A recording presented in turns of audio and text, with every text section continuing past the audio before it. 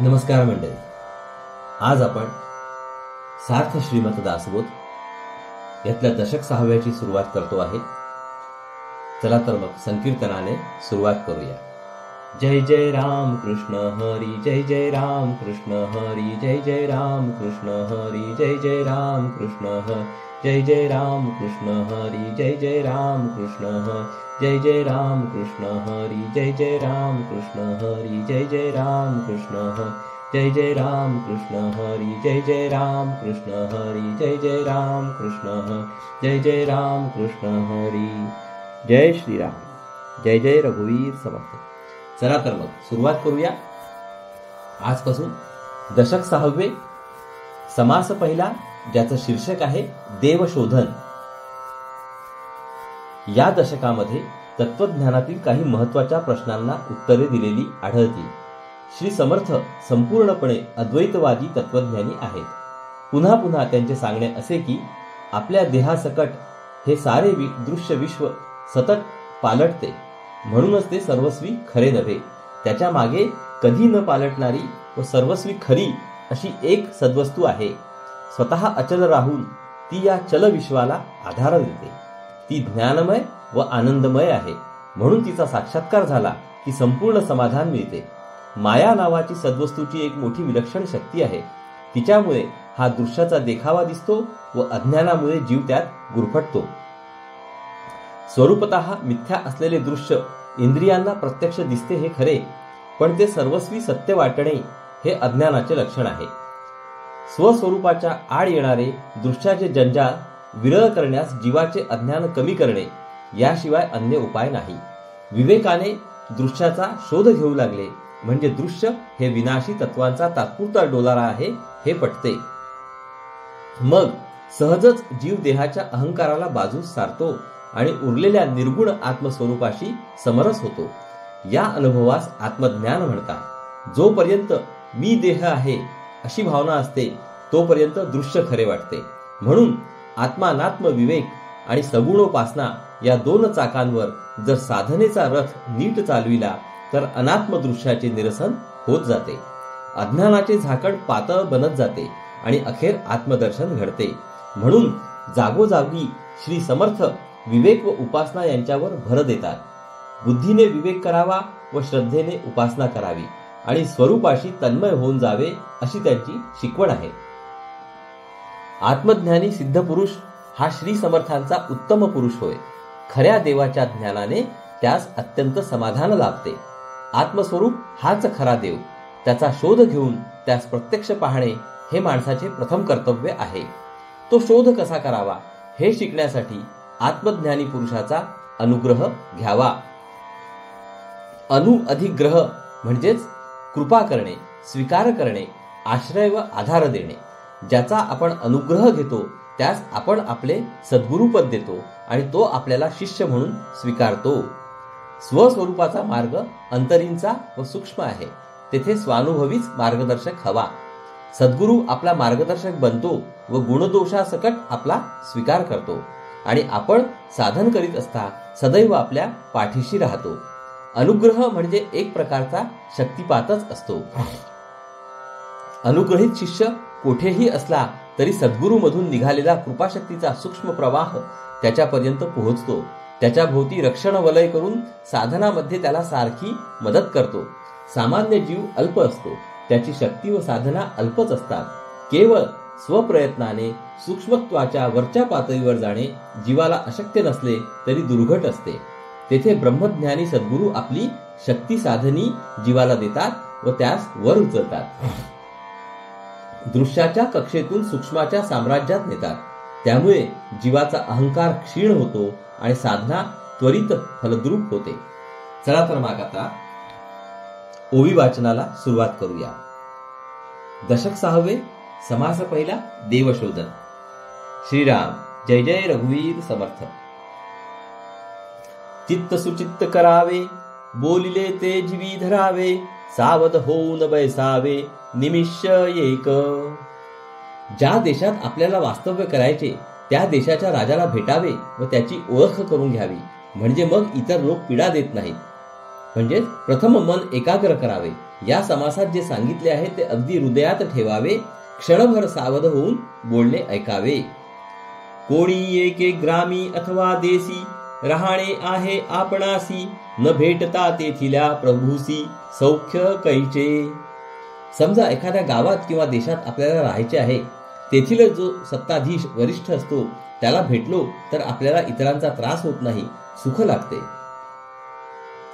म्हणून ज्यास ते जेथे राहणे, तेणे त्या प्रभूची भेटी घेणे, म्हणजे होये श्लाघ्यवाणे सर्व काही.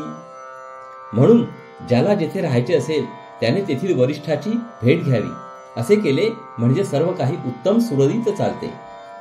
प्रभूची भेटी न घेता तेथे कैची मान्यता, आपुले महत्व जाता वेळ नाही. वरिष्ठाची भेट घेतली नाही तर तेथे आपल्याला कोणी मानित नाही, मग आपले महत्व नाहीसे व्हायला वेळ लागत नाही. म्हणून रायापासून रंक, कोणी एक तरी नायक, त्यास भेटणे हा विवेक, विवेकी जाणती. म्हणून राजापासून तो थेट रंकापर्यंत जो कोणी वरिष्ठ असेल त्याला भेटणे शहाणपणाचे होय, हे विचारी माणसे ओळखतात.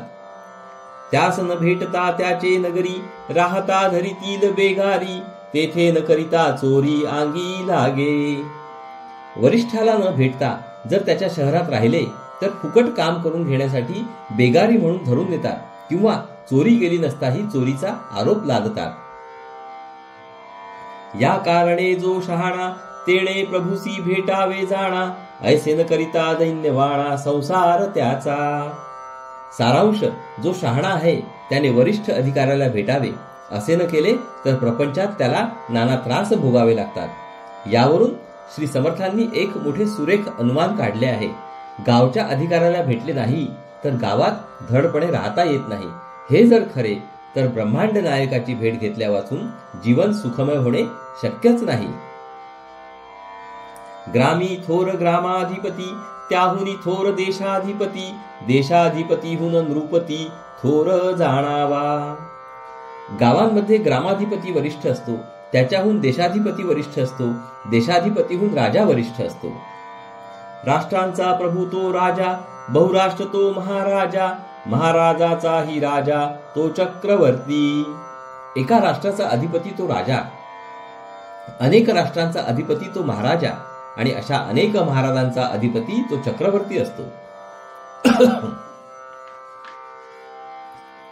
एक नरपती, एक गजपती, एक हयपती, एक भूपती, सकळांमध्ये चक्रवर्ती थोर राजा.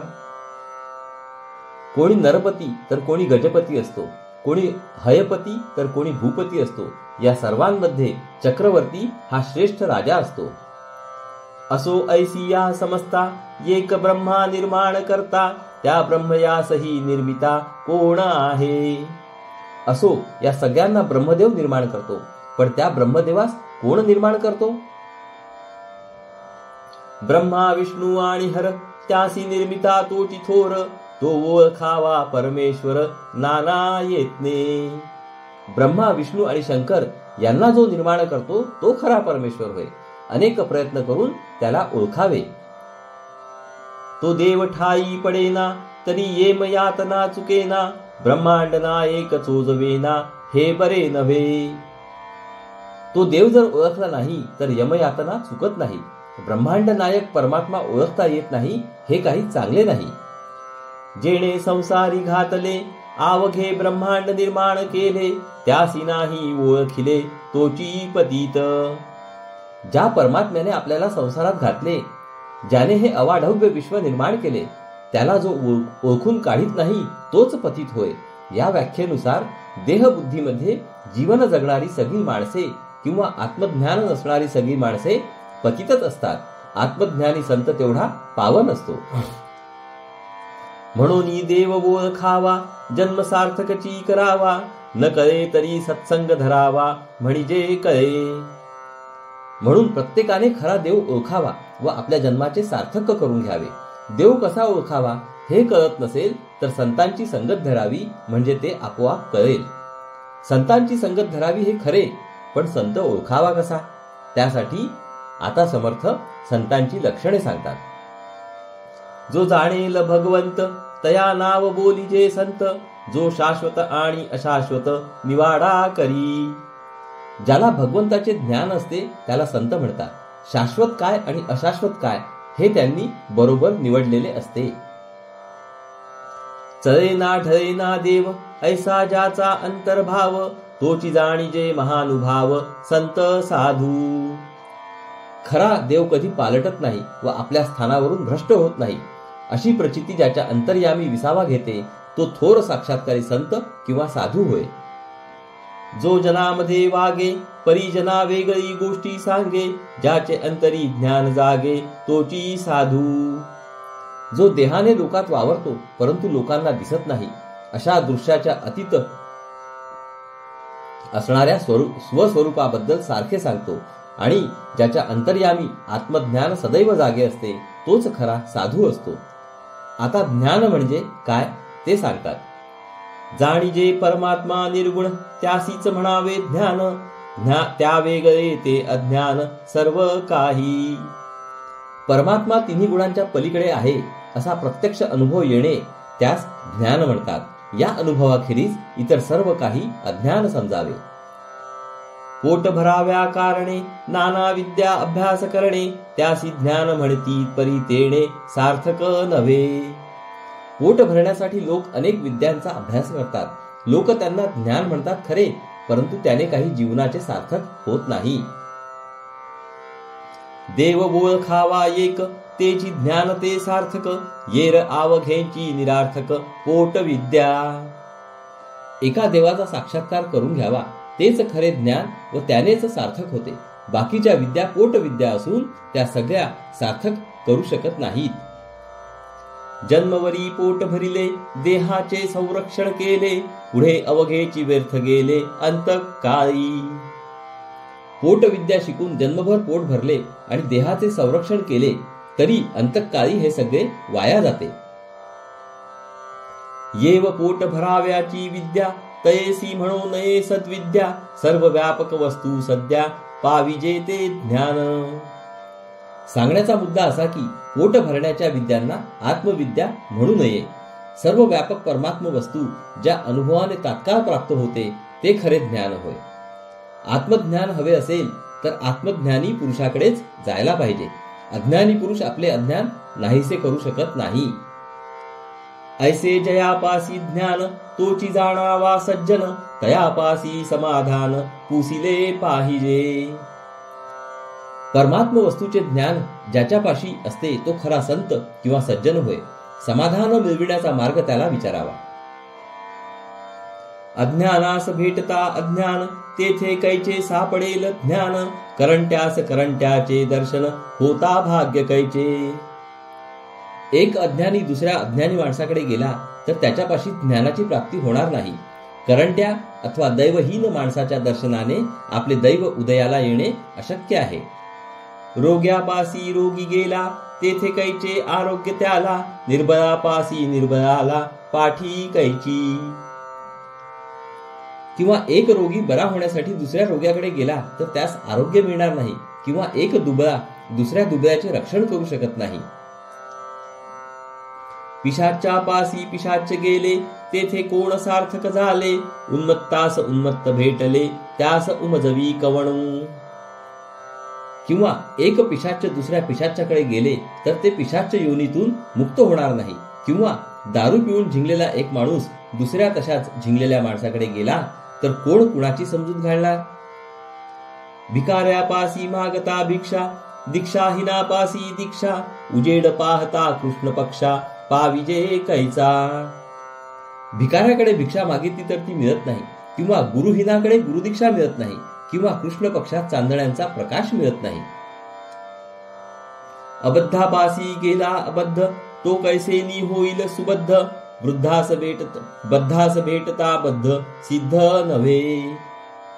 एका स्वैराचारी माणसाकडे दुसरा स्वैराचारी गेला तर तो काही सदाचारी होत नाही.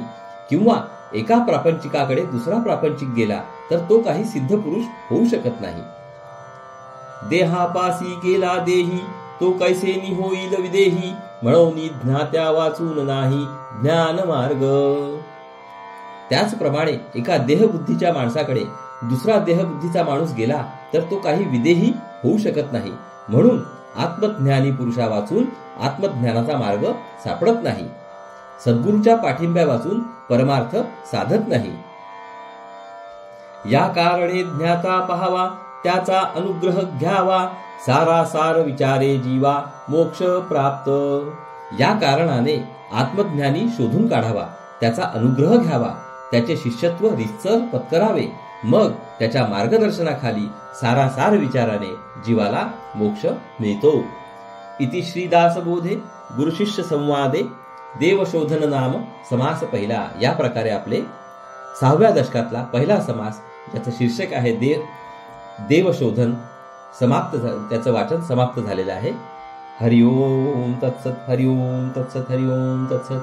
हरे कृष्ण कृष्ण कृष्ण हरे हरे, हरे राम राम राम हरे हरे, हरे कृष्ण कृष्ण कृष्ण हरे हरे, हरे राम राम राम हरे हरे, हरे कृष्ण कृष्ण कृष्ण हरे हरे, हरे राम राम राम हरे हरे, हरे कृष्ण कृष्ण कृष्ण हरे हरे, हरे राम राम राम हरे हरे, हरे कृष्ण कृष्ण कृष्ण हरे हरे, हरे राम राम राम हरे हरे, हरे कृष्ण कृष्ण कृष्ण हरे हरे, हरे राम राम राम हरे हरे. जय योगेश्वर श्री कृष्ण की जय हो. जय श्रीराम, जय श्रीराम, जय जय रघुवीर समर्थ. चला तर मंडळी, पुढील भागात परत भेटू. नमस्कार. हरिओम हरिओम हरिओम.